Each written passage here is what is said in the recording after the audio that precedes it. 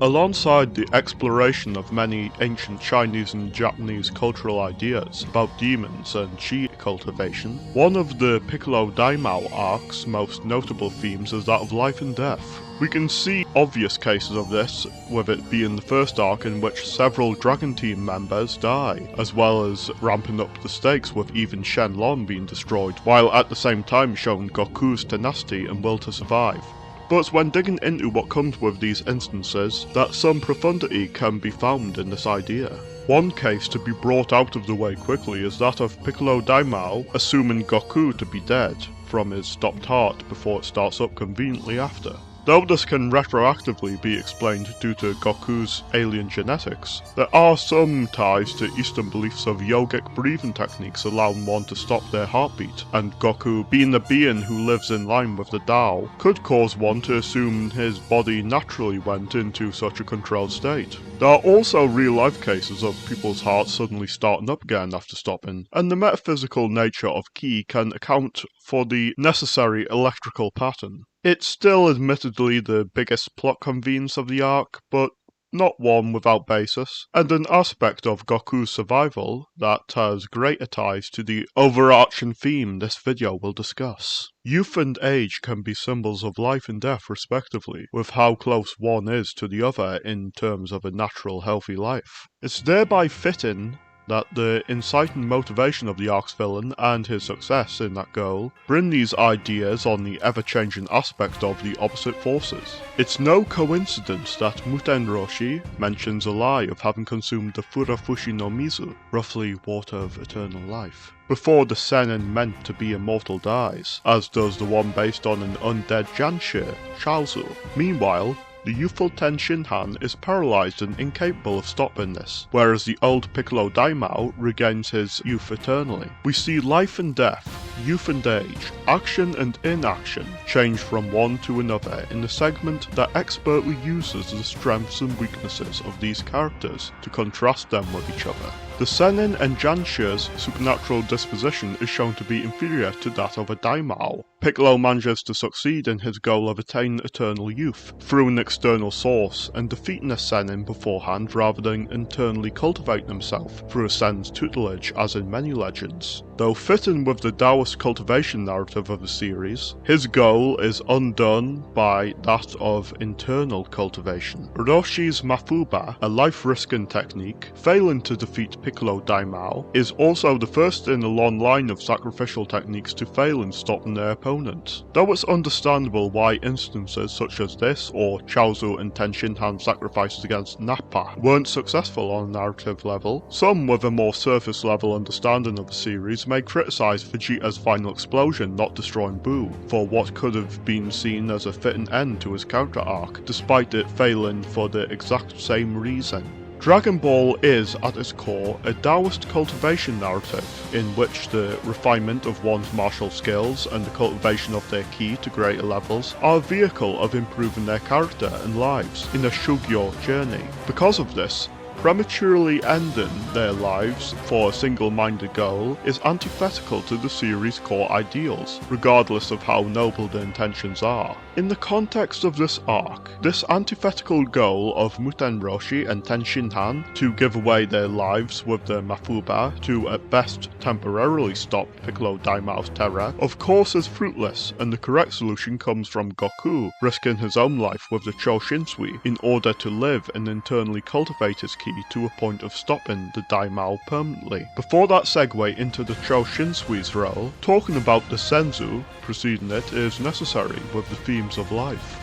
Though they had debuted within the Red Ribbon Army arc, it's here that the Senzu's ability to negate the body's injuries and not just fill one's appetite is revealed. This ties into Daoist cultivation ideas of Shanren or Senin in Japanese, such as Muten Roshi and Karin, sometimes using external seeds and elixirs to cultivate their bodies internally, or have the seed act as a metaphor for growth and instills this ideal within the next generation. Much as the Sembyo Karin provides a senzu to Goku here, not only for him to be healed, but to aid him on the next path of his Shugyo and Ki cultivation. From there, we lead into the Choshinsui. This is perhaps the most criticised aspect of the arc, for some labelling it as Goku just getting the instant power-up, but it's through this that the arc's focus on life and death is explored best. First, it's best to cover common complaints about it and provide reasons for it. Many may question why Karin didn't present it to Goku earlier, and why is quite obvious. Karin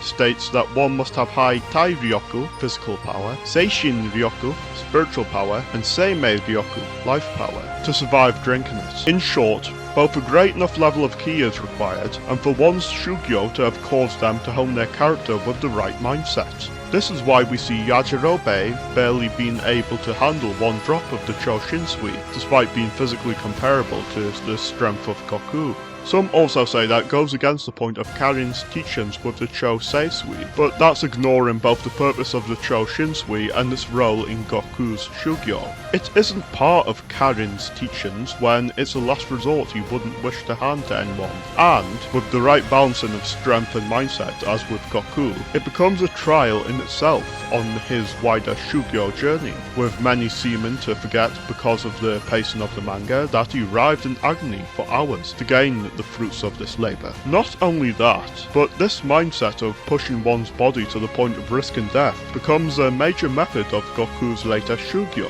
It's indeed not part of Karin's teachings, but a part of the revelations Goku would make in his journey in becoming the master of himself, which makes it fitting the arc in which he utilises the concepts to the extreme is the one which his gi features kanji implying self-mastery. The Choshinsui's risk also ties into its Daoist origins, as alchemical potions, those attempting to achieve eternal life or self-cultivation used, often contained mercury or lead, that would of course poison them and lead to death if a balance between the ingredients wasn't obtained. The mental stress of fear and risking one's life would not be helpful either, hence why right-mindedness, or in other words, great shoki, is necessary for enduring the Choshinsui. Goku's state of being after enduring this trial is the perfect display of what Daoists believed could be attained from their concoctions, as he dies and is reborn in a sense as a greater being,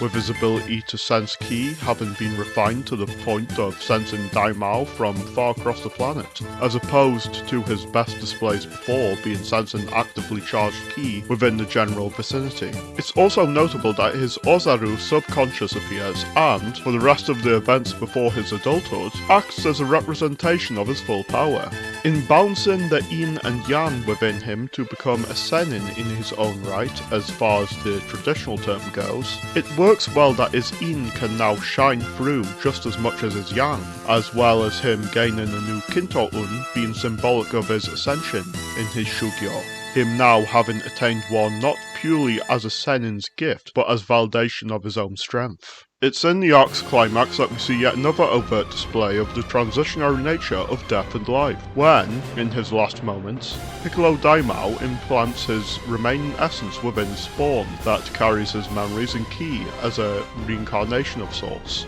It is important to note the change that is caused through Goku's fatal blow to the Daimao, and how this impacts both the spiritual rebirth of this Goku and the new Piccolo.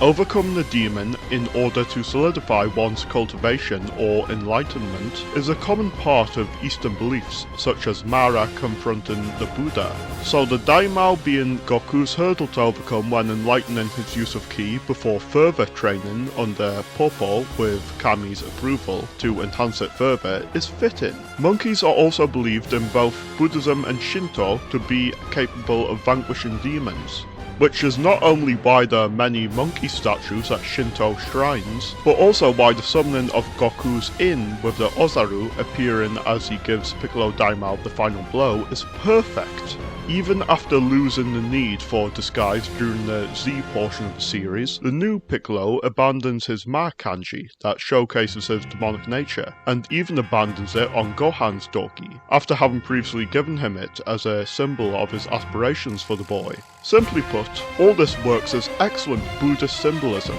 of Goku's fatal blow to Piccolo that destroys the symbol of his demonic nature, eliminates some of the latter's karma, and helps pave the path for spiritual rebirth of the new Piccolo, on a path of becoming one of the story's greatest cases of growth and redemption. On such a topic, the next video will dig even further into the metaphysics, symbolism, and parallels between Piccolo and Kami, as shown in what can be considered the epilogue of this arc and its transition into the 23rd Tenkaichi Budokai.